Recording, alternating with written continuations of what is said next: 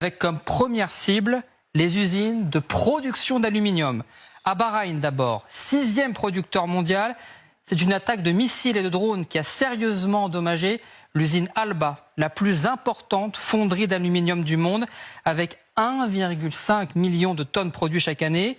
Dans la foulée, l'Iran a frappé également une 2e usine d'aluminium, cette fois aux Émirats arabes unis. Vous voyez cette image, les autorités notent des dégâts importants.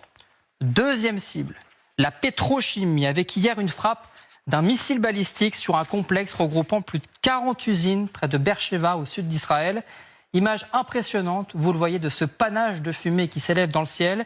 Ce qui explique cette impressionnante fumée, c'est que le débris du missile, selon les autorités israéliennes, s'est abattu sur un site de fabrication phytosanitaire rempli de matières hautement inflammables et toxiques.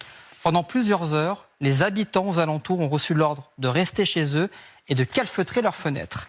3e cible, les raffineries cette fois, avec une attaque ce matin d'un site près de Haïfa.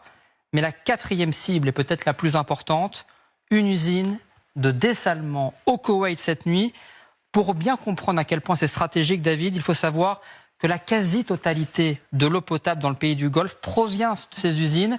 Ça représente 90% de l'eau potable consommée au Koweït ou encore au Qatar. Selon la pétromonarchie du Koweït, pas de doute, ce tir est venu d'Iran, mais même si le régime iranien impute ce tir à Israël.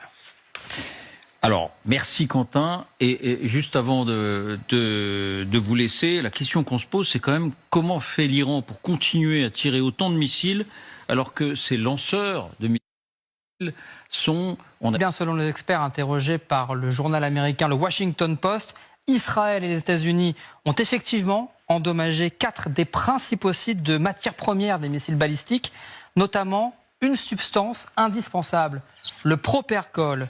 C'est le carburant nécessaire pour propulser les missiles. Il est fabriqué sous forme liquide ou encore solide. Sur un de ces sites, à Charroud, vous allez le voir, au nord-est du pays, les images satellites montrent que la plupart des installations ont été endommagées ou détruites depuis le début de la guerre.